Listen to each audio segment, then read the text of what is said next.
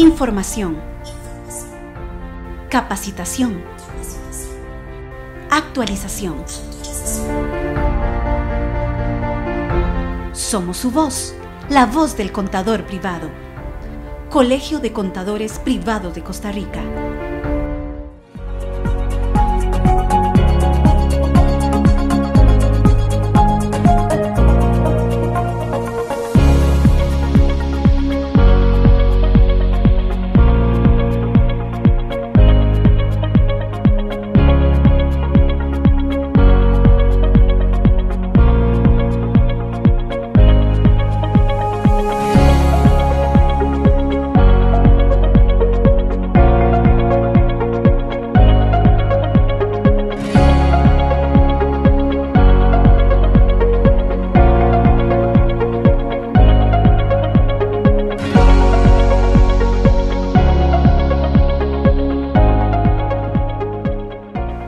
Con la entrada en vigencia de la Ley 9635, es importante tomar en consideración varios aspectos relacionados a la conciliación tributaria y su correcta aplicación. Para eso, en este espacio de La Voz del Contador Privado nos acompaña nuestro presidente de Junta Directiva, el CPI José Mora Guerrero, y el experto en la materia, el señor Arturo Baltodano. Este espacio es gracias a nuestros amigos patrocinadores de TECAPRO, GTI y Cyberfull. Por favor, quédese con nosotros. Bienvenidos, estimados colegiados, a su programa La Voz del Contador Privado. Hoy, igual agradeciendo a la empresa GTI, a Cyberfull y a TECAPRO por el gentil patrocinio que hace posible el que este programa llegue a todos ustedes. Hoy, con una visita muy especial, con un profesional de mucha valía, un profesional que a este colegio, no de ahora, de hace mucho tiempo, viene brindando una gran colaboración en temas de capacitación y actualización profesional. Me refiero al licenciado Arturo Baltodano, conocido por muchos de ustedes, el cual pues le hemos solicitado su colaboración en esta oportunidad para que tengamos una conversación relativa a lo que es la entrada en vigencia de la Ley 9635, que para todos conocidos a partir del 1 de julio entró en vigencia, pero de cara al cierre fiscal 2019 y muy en especial lo que se refiere a la conciliación tributaria, tema de suma importancia porque de ello va a depender cuánto va a ser la imposición que vamos a tener para el pago de los impuestos. Don Arturo, bienvenido sea usted, de nuevo agradecerle su presencia por acá, su gran colaboración que le da al colegio, y siéntase usted porque así es, está usted en su casa. Gracias, don José. Para mí es un gran honor, José, señor presidente, que nos haya invitado esta tarde lluviosa para compartir un ratito con ustedes el tema maravilloso de la conciliación tributaria. Toda la luz de la Ley 9635 que nos ocupa, o sea, ese gran diluvio de cambios que tenemos ahora, es un gran invierno de cambios que tenemos. Estamos ya con el nuevo periodo contable, periodo megatrónico de 15 meses, ¿verdad? Y estamos a las puertas de hacer nuestras declaraciones del impuesto sobre la renta, con la incertidumbre de cómo es que va a ser este cierre en relación al tema de la 9635, la 7092. Ese es otro tema que se ve en otro estadio, ¿verdad? El que nos toca hoy pues es el tema de la conciliación tributaria. Estoy a la hora.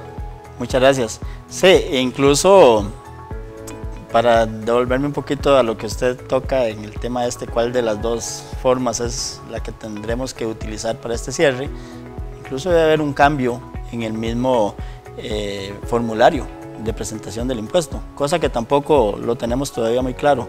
Hay ciertas cosas todavía que esta ley nos tiene muy en el aire.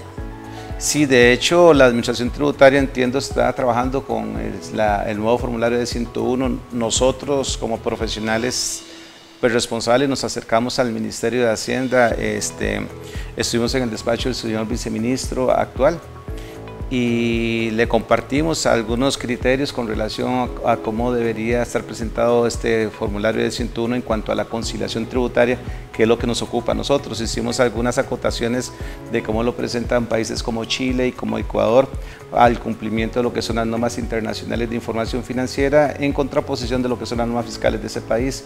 Entonces entiendo que ellos lo están considerando y están viendo cuál es el formulario que deben de ellos realizar con relación a este tema. Entiendo, tal vez devolviéndonos un poquito, don Arturo, y ya que usted nos cuenta que ha tenido algún acercamiento con los nuevos formularios a través del señor viceministro,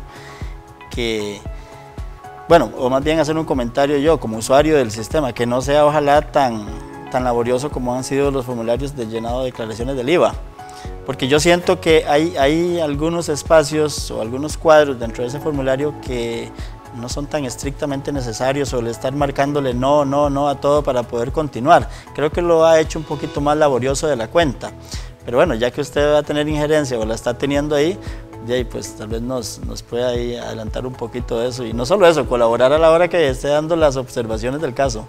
Sí, tuvimos, bueno, tal vez no tanta injerencia, sino nada más nos acercamos a la oficina del señor viceministro con el propósito de poder colaborar en el desarrollo, o dando nuestras inquietudes de cómo podría ser ese formulario a la luz del conocimiento que uno tiene de Sudamérica. Hemos estado en Sudamérica en este tema de la conciliación tributaria y hemos observado cómo lo hacen ellos en su formulario de 101, y dimos nuestras acotaciones y entregamos algunos formularios de muestra. Si uno se pone a ver cómo lo hacen países como Chile, como Ecuador, vemos de que sí es megatrónico ese formulario, y tiene muchos anexos y muchas preguntas relacionadas bajo el cumplimiento de la norma correspondiente, que es la norma de Impuesto General sobre la Renta, y sobre el tema de las normas contables y otros particulares. Entonces sí es importante de que los contribuyentes sepamos de que lo que se viene no es un formulario muy sencillo, que sí es un formulario que tiene su nivel de complejidad o que debe cumplir con ciertos apartados de la norma. Recordemos que en la norma vienen muchos apartados de lo que es BEPS. Si nosotros queremos entrar a la OECD, debemos de cumplir con todos los principios de BEPS, ¿verdad? Y en sentido de eso, pues los formularios van a ir formulados y relacionados con relación a esta norma. No, es muy entendible que el Ministerio de Hacienda, la Dirección General de Tributación especial, pues quiera tener información bien detallada de las empresas, ¿no? Pero totalmente entendible, nada más tal vez no hacerlo más de la cuenta, más laborioso de la cuenta. Pero bueno, don Arturo, el tema que nos trae hoy por acá y que usted gentilmente nos va a colaborar, ¿qué podemos decir a nivel general de la ley 9635 versus la conciliación fiscal? Gracias. Tal vez para terminar la idea un poco sobre el tema de esto, es importante ver que nosotros estamos siguiendo los pasos de países como España, como México, entre otros, donde ellos iniciaron hace algunos años con el tema de la facturación electrónica, luego entraron a lo que es planilla electrónica, para culminar en lo que es contabilidad electrónica. Entonces entendemos y conocemos de que nuestra administración va por esos mismos pasos, ¿verdad? Sobre el tema de en algún momento solicitar la planilla electrónica a los contribuyentes y de ofrecer un manual de cuentas contable meramente fiscal para todos los contribuyentes. Entonces ya con lo que es la inteligencia artificial, los archivos XML y los XBRL, pues eso se va a dar en nuestro país. Entonces eso va a facilitar un poco más el tema de los formularios. Bueno, yo siento que el pasar a una planilla digital no sería tan difícil. Si decir se está haciendo, es una conexión entre Caja Costarricense y Ministerio de Hacienda. Pero bueno, yo sé que en algún momento Tributación va a querer tener de alguna forma todo como amarrado, como lo decimos en la calle, y hacia eso hay que llegar en algún momento. Pero bueno, esperemos que todo sea para bien. Normalmente los contadores, en especial cuando se han venido cambios, como cuando entró el EDI 7, cuando entró el Declara, cuando entró la TV, siempre ha habido ahí como un cierto rechazo a todo esto, ¿cierto? Que incluso hasta por ahí salacuartazos, como se dice popularmente, han habido contra este tipo de herramientas. Pero don Arturo, al final de cuentas, uno que trabaja en esto, ya al momento de enfrentarse y utilizarlas, nos hemos dado cuenta que más bien son herramientas que nos han facilitado el trabajo a nosotros.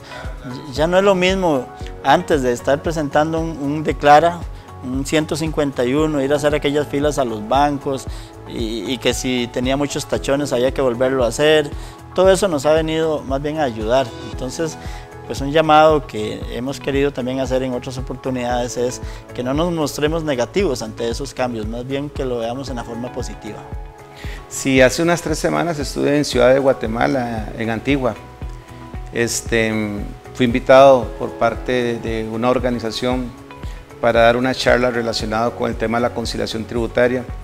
y estuvimos ahí compartiendo con varios colegas mexicanos de Reynoso, de Morelia, de Acapulco, de DF, entre otras ciudades, y estuvimos conversando mucho sobre el tema de la contabilidad electrónica, del uso de la inteligencia artificial en México, cómo se está llevando esto con el sistema de administración tributaria, y ellos al inicio lo vieron como un animal grande, ¿verdad?, que iba a sustituir el trabajo de los contadores, pero hoy en día ellos están fascinados porque les facilitó mucho el trabajo. Entonces dejaron lo que era la contabilidad transaccional y se convirtieron en asesores y consultores de empresas, y así eso es lo que damos nosotros. Lo decimos mucho en nuestras charlas, de que ya nosotros no somos contadores, sino que ahora somos ingenieros financieros, de que debemos hacer un recambio hacia lo que es el vuelco o la relación que dio nuestra carrera con relación a los cambios de la economía mundial, y hacia eso vamos nosotros. Claro, ese tema de que los contadores estamos por desaparecer, en peligro de extinción, se ha escuchado mucho últimamente, en los últimos meses. Sin embargo, nosotros hemos querido dar desde el colegio otra perspectiva y más bien verlo como oportunidades de mejora en todo sentido y reinventarnos. Tenemos que hacer una reingeniería de lo que hacemos. Tenemos que actualizarnos, tenemos que buscar nuevas herramientas, o sea, no ir contra la corriente, sino más bien ir a favor de la corriente. Es correcto, José. Si no lo recambiamos, si no cambiamos el chip, si no rompemos paradigmas, pues nos quedamos, como yo, dándole vueltas a la montaña, Moisés, 40 años, dándole vueltas a la vida, y no supimos para qué fue que vinimos. La economía mundial cambió, el mundo cambió, la globalización económica, la internacional de los mercados, pues cambió todo el tema de materia financiera, contable y económica.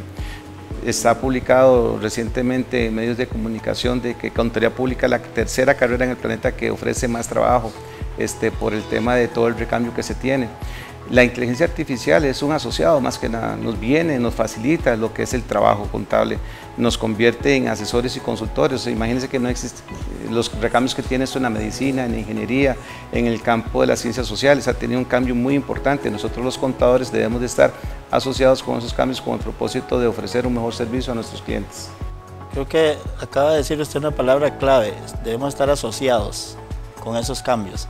Parece que ahí eso encierra muchísimo, y por más que se quiera, un robot o una máquina nunca va a poder suplantar el intelecto nuestro, así es que pues de hecho, vamos en ese asocio mejor. De hecho, los RPA y lo que es la robotización de los procesos, pues está revolucionando todo el campo contable, o sea, los famosos archivos XBRL, o sea, ya en materia de NIF, para ir entrando en tema de la conciliación tributaria, en materia de NIF tenemos lo que llamamos las NIF ilustradas, donde el IASB allá pues vio todo el tema de la inteligencia artificial, firmó convenio con lo que es XBRL con el propósito de poder elaborar una herramienta de cómo se presentan los estados financieros según NIF a través de los archivos XBRL. Ya está, todos los usuarios pueden bajarlo de la red de manera gratuita para que vea la correcta presentación de los estados financieros a la luz de lo que son las normas internacionales de información financiera, y eso se hace con inteligencia artificial, ya está hecho.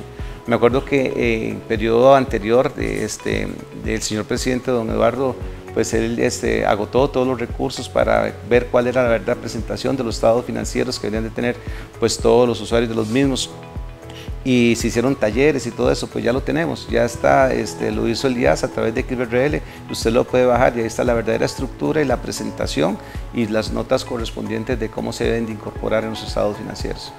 Perfecto, entonces asociémonos, busquemos ese tipo de socios más bien. Ahora sí, don Arturo, entonces, ¿qué podemos hablar de conciliación y ley 9635? Gracias. Bueno, el tema de la conciliación tributaria, José, es un tema que nos ha ocupado desde que pues, nació la norma internacional NIF 12, ¿verdad? En relación de cómo se deben de conciliar los impuestos diferidos. Precisamente hablaba con el viceministro hace unas 2 semanas haciéndole ver de que nuestra legislación fiscal, tanto la 7092 como la 9635, no incluye un apartado de impuestos diferidos, no dice cómo se tienen que reconocer los impuestos diferidos. Incluso pues hicimos algunas acotaciones, observaciones sobre eso, y él pues así pues lo reconocía en su momento. El tema de la conciliación es de que existen 2 bases sobre el tema de cómo se maneja el negocio.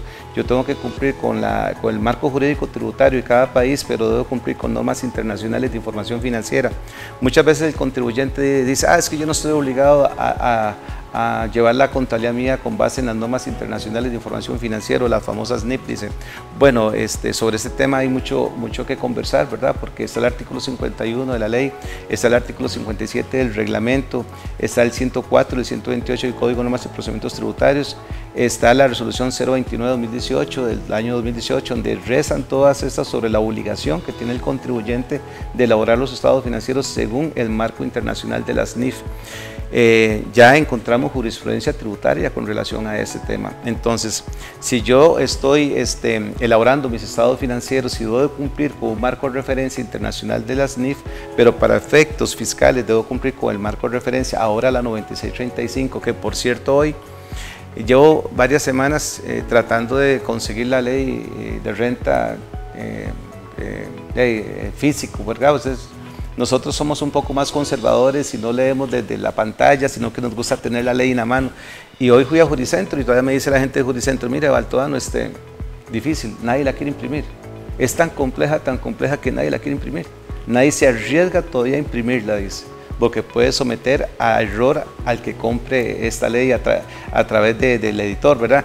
Entonces, imagínense que esa ley es tan compleja y yo la tengo que conciliar con las normas internacionales de información financiera que también son complejas. Sí, como dicen a los que les gusta mucho leer libros, dicen es que el olor al libro, eso no se puede perder, ¿verdad? Entonces a eso se refiere usted. Sí, sí. Ok. Devolvámonos un poquito. Cuando usted dice, ok, la normativa dice que tenemos que llevar la contabilidad en base a NIF y todo, la gente se pregunta, ¿son todas las contabilidades? ¿Son las grandes, las pequeñas o quiénes? Eso es importante, ¿verdad? La NIC 1 en el párrafo 19, hablando de lo que es la versión 2018, pues expresa claramente quiénes son los que están obligados a llevar los estados financieros de acuerdo a este marco de referencia. La NIC 1 en su párrafo de objetivo dice cuál es el objetivo de la misma como tal en presentación, dice que son para la comparabilidad de empresas de carácter general, estados financieros de carácter general. Entonces cuando hablamos de carácter general es para todos los usuarios. Entonces generalmente las NIF fueron elaboradas para empresas que cotizan en bolsas, para los grandes mercados. Sin embargo, pues sabemos de que el IASB es como la FIFA, ¿verdad? Entonces si Costa Rica está afiliada a la FIFA y dice yo me afilio a la FIFA, pero entro, pero no voy a probar la regla del fuera juego. Si hago un gol fuera juego, pues no tiene que valer, pues eso no se vale, ¿verdad? Entonces, si nosotros nos afiliamos al IASB a través del Colegio de Contadores Públicos en el año 99, cuando Manuel Sancho era el presidente del colegio y adopta la norma, pues adoptamos todas las normas, aunque inicialmente dejaron algunas por fuera, pero rectificaron en el 2001 y adoptan todas las normas, porque es un conjunto completo. Entonces entramos a ver grandes ligas en materia contable. Empezamos con una norma de alta calidad. Tenemos la NIF Full y la Pymes. Sí, ya primero empezamos con el tema de las NIC, año 99, luego en el 2001 ratificamos la adopción. Ya a partir del año 2004 viene la primera NIF, la NIF 1, implementación por primera vez. Entonces el Colegio de Contadores Públicos, estando ahí don Guillermo Smith, pienso que era el presidente, ellos adoptan ya las NIF, ya antes por primera vez adoptan las NIF. Y ya en el año 2009, siendo yo miembro de la Junta Directiva del Colegio de Contadores Públicos en su momento, pues adoptamos las NIF para pymes, que son para pequeñas y medianas empresas, que en aquel entonces era una camisa de fuerza, no le permitía crecer a las empresas porque no permitía ciertos criterios como el de la regulación. Hoy en día la NIF Pymes pues, ha tenido algunos cambios importantes que son normas bastante considerables para efectos de lo que es la implementación en las pequeñas y medianas empresas, si así lo quisieran. El tema es que para nosotros, para efectos fiscales, tenemos que adoptar las NIC.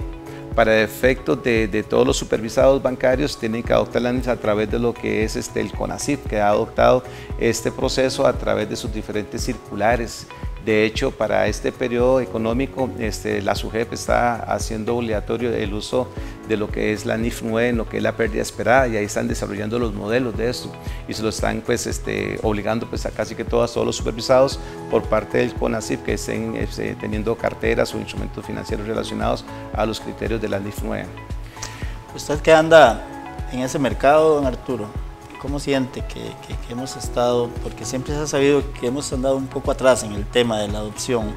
¿Siente usted que hemos mejorado en algo sí, o siempre estamos un poco ahí como...? Es una verdadera lástima y yo siempre lo vengo comentando en diferentes foros y charlas y seminarios, que nosotros ahorita en este mes de septiembre que recién terminó cumplimos 20 años de haber adoptado la NIF.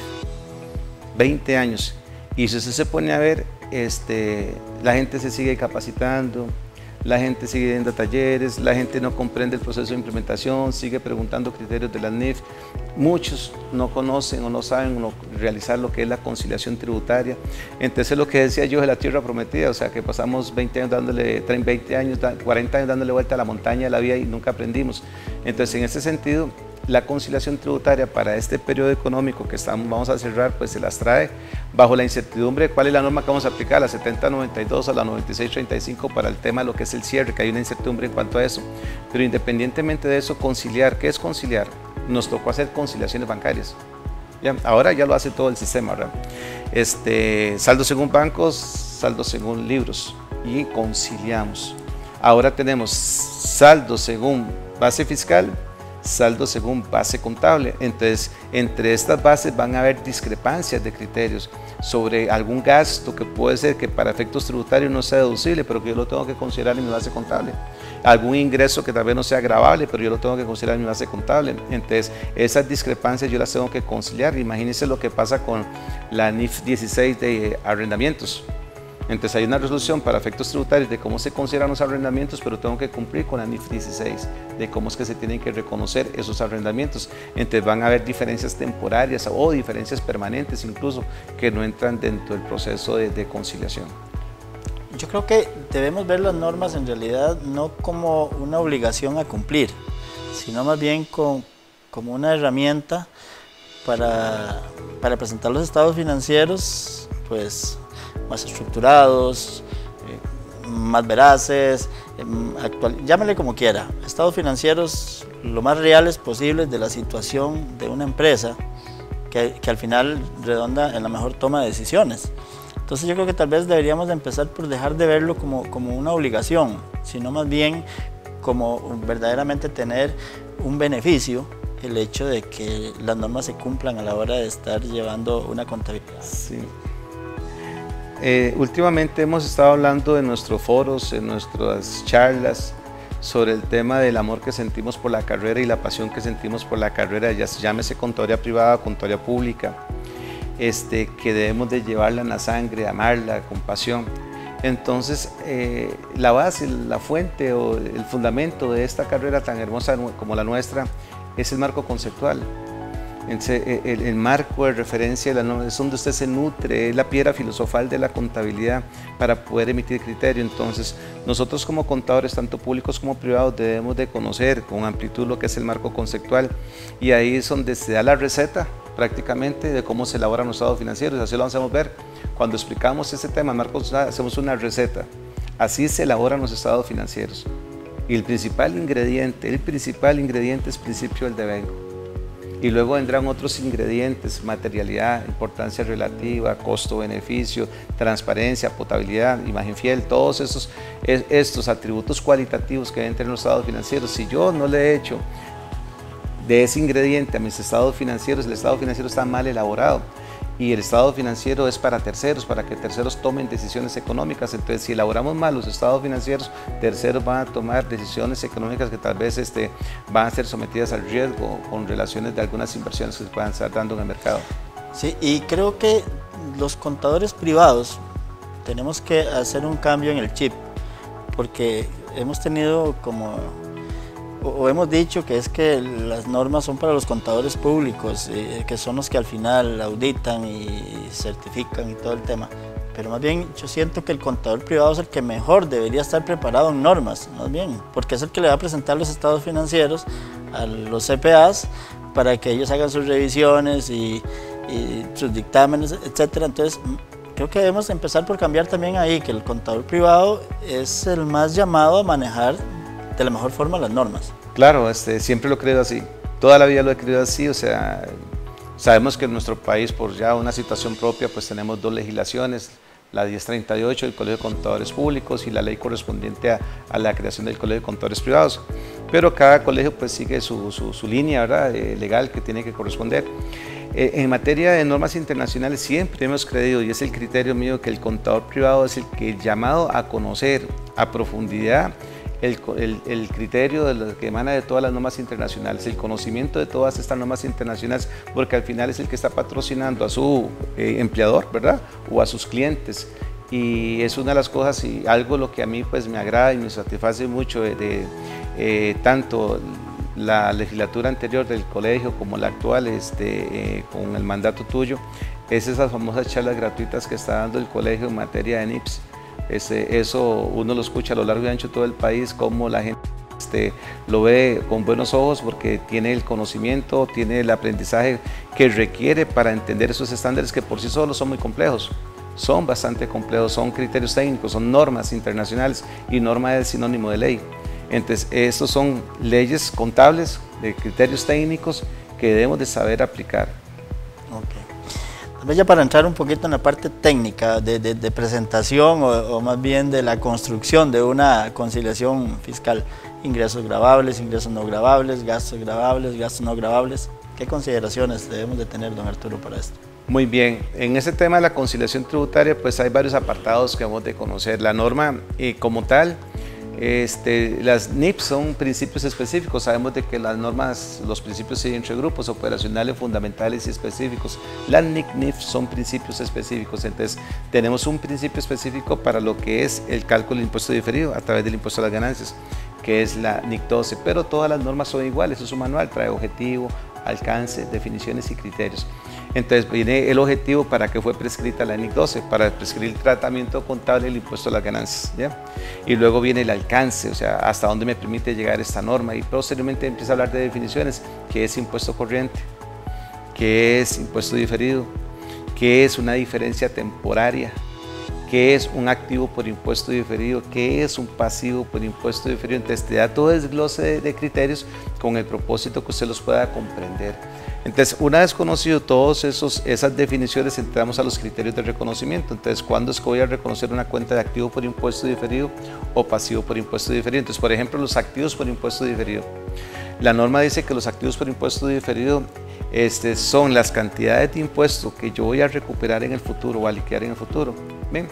Y que provienen de las diferencias temporarias de carácter imponible, deducible, perdón, de los adelantos a los impuestos sobre la renta, los créditos que llamamos nosotros, y sobre las pérdidas que pueda tener esta empresa producto de periodos económicos pasados. Entonces, por ejemplo, si una entidad hoy en día tiene una pérdida acumulada, ya tuvo pérdida el periodo pasado u otros periodos y no ha prescrito el tema del goce que le da la administración tributaria de diferir esas pérdidas a 5 o 3 años, entonces yo tengo que tomar el importe recuperable de esa pérdida que está en el patrimonio y llevarlo a una cuenta de activo por impuesto diferido. Entonces, si yo tengo 1 millón de colones de pérdida, tomo el 30% y lo llevo a la cuenta activo por impuesto diferido. Esos 300.000, pues yo los voy a poder diferir en el tiempo, ¿ve? Entonces, si yo tengo una diferencia, por ejemplo, de que yo estoy reconociendo el gasto por cesantía, ¿bien? En la contabilidad, bajo normas internacionales de información financiera, pero que para la base contable de lo que es la legislación tributaria, ese gasto no va a ser deducible hasta que se liquide. Entonces voy a tener una diferencia ahí temporaria que llamamos. Entonces, si yo llevé 1 millón de colones al gasto por cesantía, yo tendría que tomar el 30% del importe recuperable de esa erogación que dice y llevarlo a una cuenta de activo por impuesto diferido contra impuestos por pagar. Tendría que pagar impuestos. Eso es lo que llamamos el método del balance basado en el pasivo, porque anteriormente la norma tenía el método del balance basado en el estudio de resultados, que era ahí cuando existía una incertidumbre en algunas charlas que se dio en el mismo colegio de que las diferencias temporales y las diferencias temporarias, ¿ve? Entonces, cuando yo tengo el método del balance basado en el estado de resultados, las diferencias denominadas de diferencias temporales, pero cuando tengo el método del balance basado en el pasivo, el balance, tenemos diferencias temporales y ahí se van a dar una serie de discrepancias entre activos y pasivos que yo los voy a tener que conciliar. Importante, por eso lo que usted acota, señor presidente, es importantísimo. Para poder hacer esta conciliación, el contador privado tiene que tener un conocimiento amplio de lo que es la norma internacional, ¿ve? Y tiene que tener un conocimiento amplio de lo que es la 9635 para poder ver cuáles son las discrepancias que existen entre uno y otro. Otro ejemplo puede ser vamos a cualquier comercio, y eso ya ha proliferado mucho para materias comerciales, para el tema de colocar más o vender más. Entonces vos vas a Spoon y te dicen, bueno, tenés por cada compra que haces aquí en Spoon, ganas puntos, ¿okay? Entonces el sistema automáticamente pues va a hacer un asiento, va a cargar el gasto de venta contra una provisión, ni 37. Bien, voy a hacer una provisión porque yo le dije a usted, si usted viene a comer aquí, yo le voy a dar puntos para que luego usted venga en unas semanas y ya el café salga gratis y la torta chilena salga gratis. Bien, entonces tiene un pasivo para con usted. Pero para efectos tributarios, ese gasto de venta será deducible. Ve, puede generar una diferencia temporaria ahí. Entonces, para efectos, si Spoon llevó 1 millón de pesos al gasto de ventas por esa promoción que hizo, entonces probablemente ese gasto fiscalmente no va a ser deducible. Entonces yo voy a tener que cargar la cuenta de activo por impuesto diferido contra impuestos por pagar. Pero cuando lleguen los clientes de Spoon a cambiar los puntos, ahí es que se está materializando el hecho. Ahí va a ser deducible. Entonces voy a cargar impuesto por pagar contra activo por impuesto diferido. Claro. Bueno, recordarles que este espacio llega a ustedes gracias a Tecapro, a GTI y a Cyberfull, quienes muy gentilmente patrocinan este programa. Arturo, hace un rato usted dijo una palabra que para muchos no queda muy clara. Método del devengo. ¿Qué podemos hablar del método del devengo? Sí, precisamente hoy en la oficina estábamos viendo ese tema con unos compañeros nuevos que se contrataron. Gracias a Dios, pues la oficina ha ido creciendo por bendición de Dios. Y yo siempre les enseño a Fray Luca Pacholo, que lo tengo ahí en las salitas sesiones. Ya se les digo, mire, hay que inclinar la cabeza. Este principio del devengo tiene 530 años, o sea, fue creado por Fray Luca Pacholo en su tratado suma de 86 artículos, ¿verdad? De 5 tomos. Y es bastante sencillo, o sea, se lo enseñan en los cursos de Conta 1, sin embargo, uno a veces llega a algunas entidades y vemos de que no, su contabilidad no reza de acuerdo al principio del devengo, que dice que yo debo reconocer los eventos en el momento en que se dan y no cuando los voy a pagar, y que el ingreso pues marca el gasto. Entonces nos hemos encontrado situaciones muy especiales en cuanto al no cumplimiento de este principio. Eso se da mucho en empresas constructoras, en empresas agrícolas, en empresas que brindan servicios bancarios, que tal vez el conocimiento de ese principio pues no lo tienen muy arraigado y sí genera situaciones especiales. Yo cuando explico a los muchachos de Conta 1, apago y enciendo la luz, estoy devengando, no estoy devengando. Si apago la luz, no estoy devengando, si la enciendo, estoy devengando. Entonces ya le debo ese servicio a la Compañía Nacional de Fuerza y Luz. Por ejemplo, en este momento estamos devengando energía eléctrica. El Colegio de Contadores Privados le debe esta energía eléctrica a la Compañía Nacional de Fuerza y Luz, o ALISA, quien sea el que le esté brindando el servicio. Entonces los contadores del colegio pues en su momento van a cargar el gasto por el servicio público contra el gasto acumulado por pagar, independientemente que venga el recibo. Bien. Y eso pues ha generado algunas situaciones especiales. Ahora con el tema del Estado o el Gobierno de la República con la opción de la NIC-SP, pues la contabilidad va de acuerdo al principio del devengo. Y todos sabemos de que por décadas nuestro Gobierno de la República pues ha contabilizado o ha presentado información financiera con liquidación del presupuesto, que es entradas y salidas. Pues ahora no, ahora pues va a tener que llevar la contabilidad con base al principio del devengo y a 40 normas contables internacionales.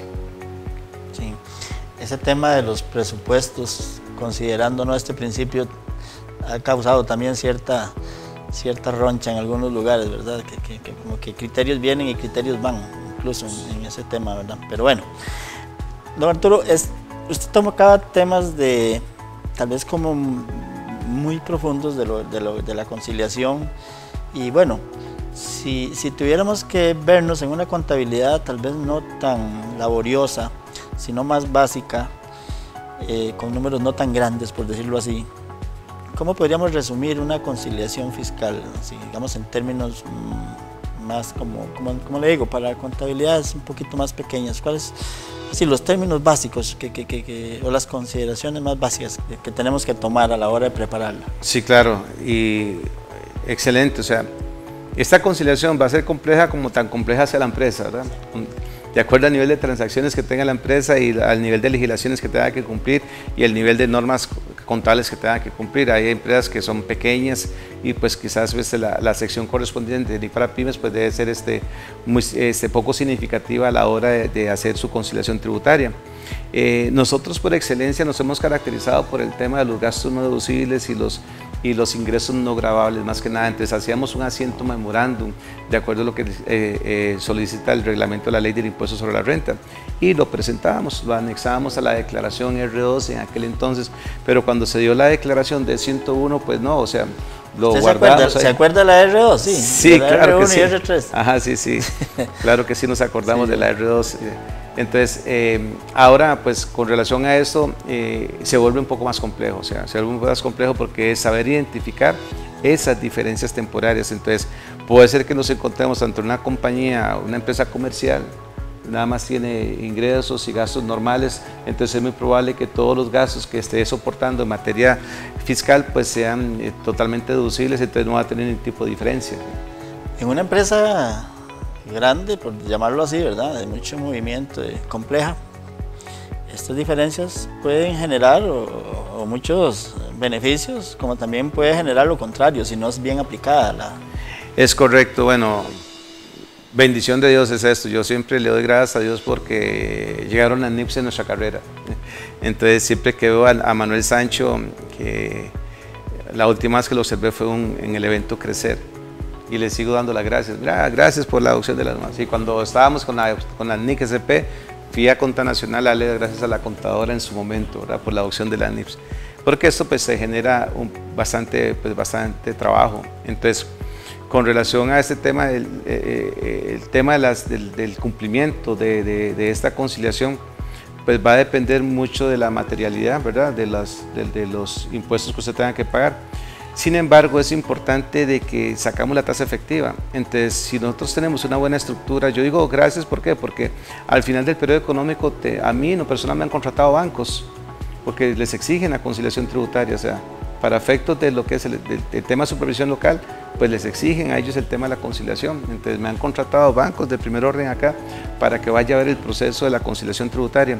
Entonces, dependiendo de el activo por impuesto diferido, el pasivo por impuesto diferido, la tasa efectiva muchas veces es inferior al 30% del impuesto sobre la renta que está pagando.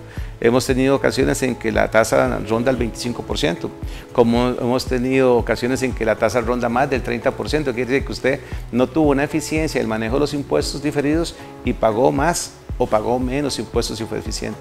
Ahí es donde digo yo que pueden haber o beneficios o caso contrario lo demás.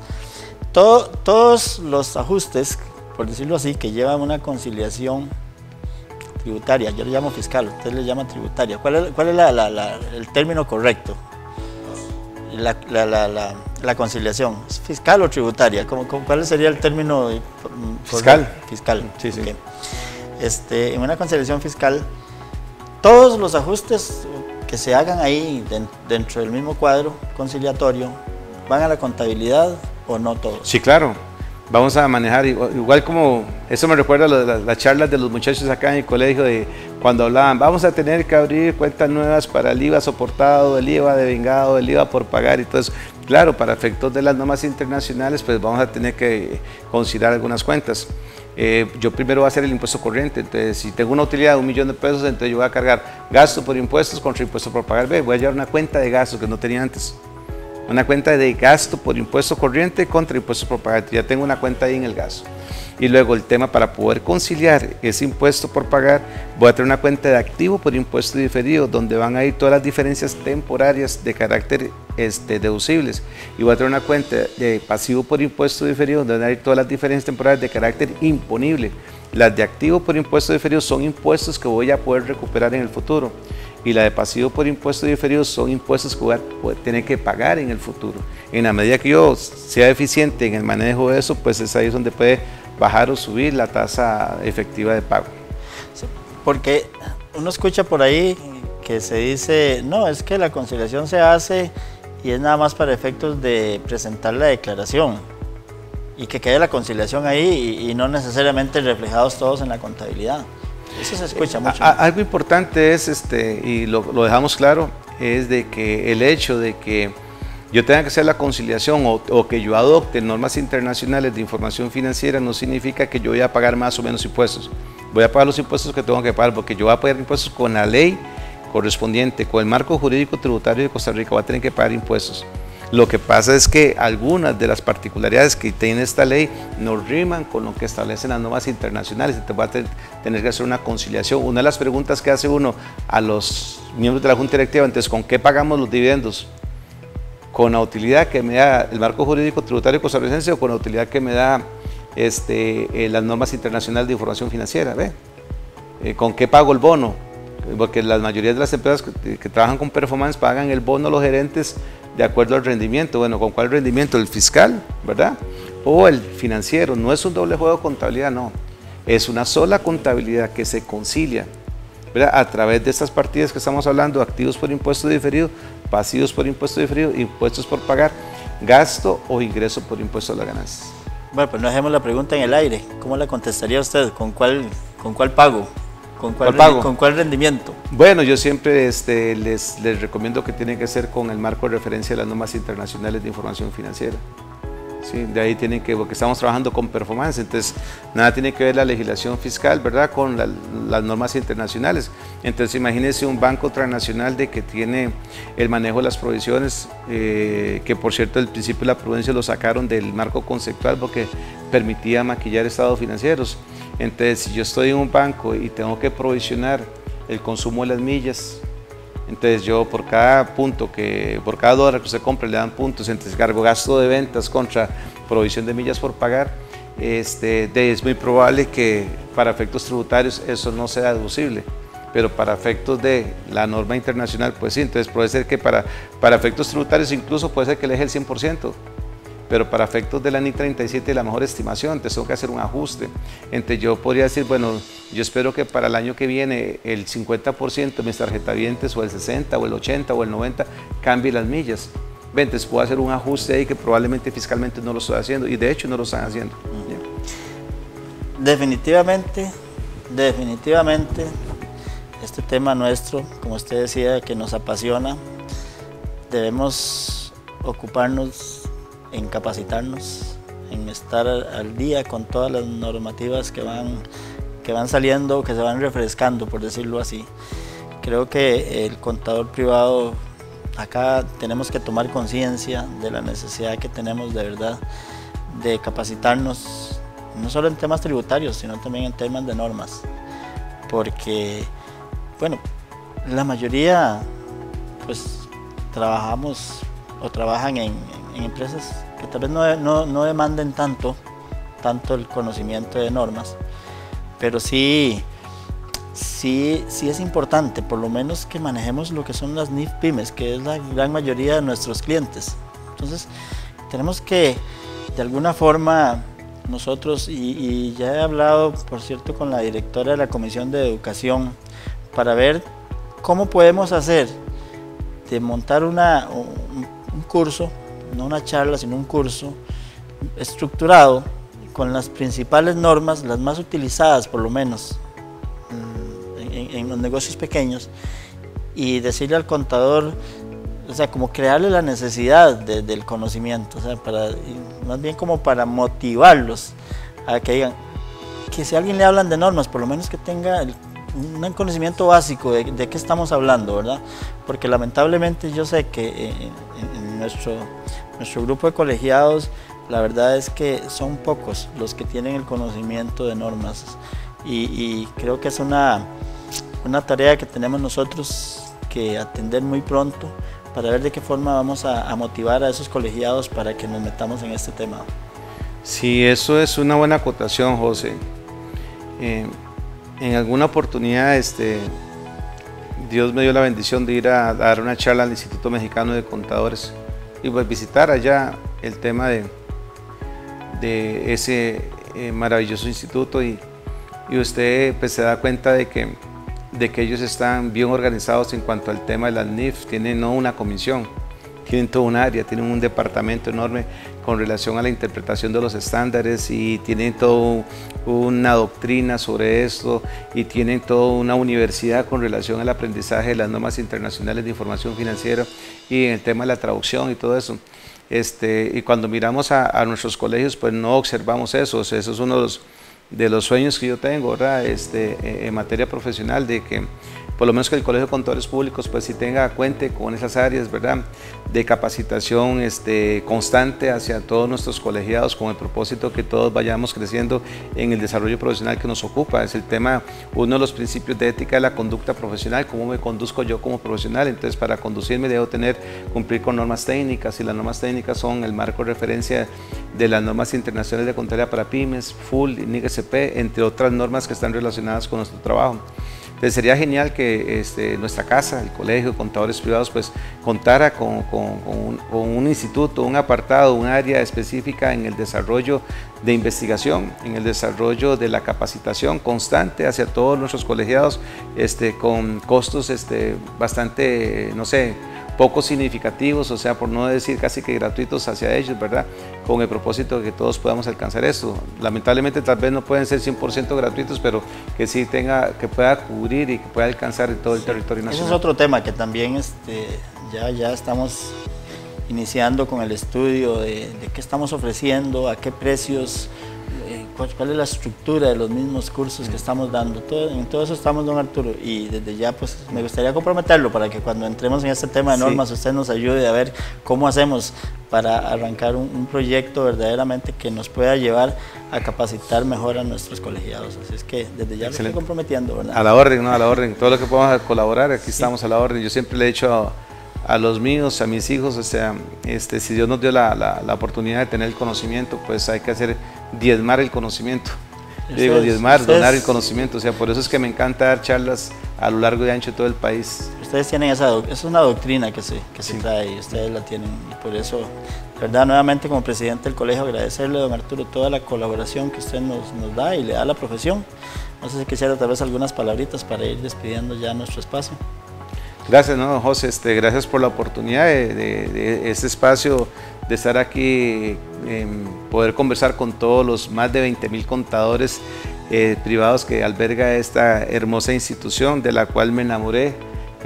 Lo vivo diciendo constantemente: esta es mi casa, no salgo de aquí, paso metido en el gimnasio, paso metido en las aulas, conversando con la gente, y realmente muy honrado de formar parte de esta gran institución. Y un abrazo a todos los contadores, y que sepan que en Arturo Baltoano siempre van a encontrar un amigo.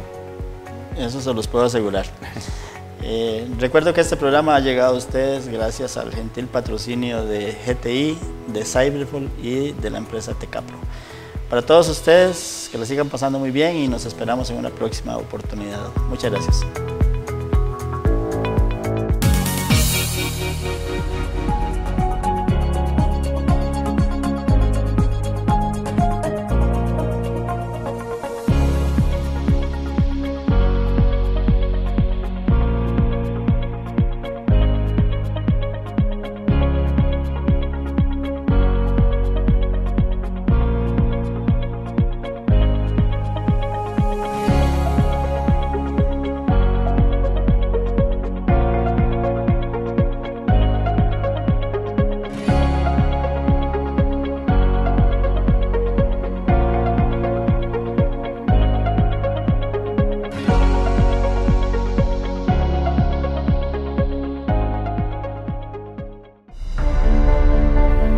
Información, capacitación, actualización.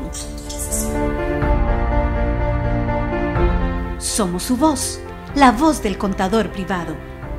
Colegio de Contadores Privados de Costa Rica.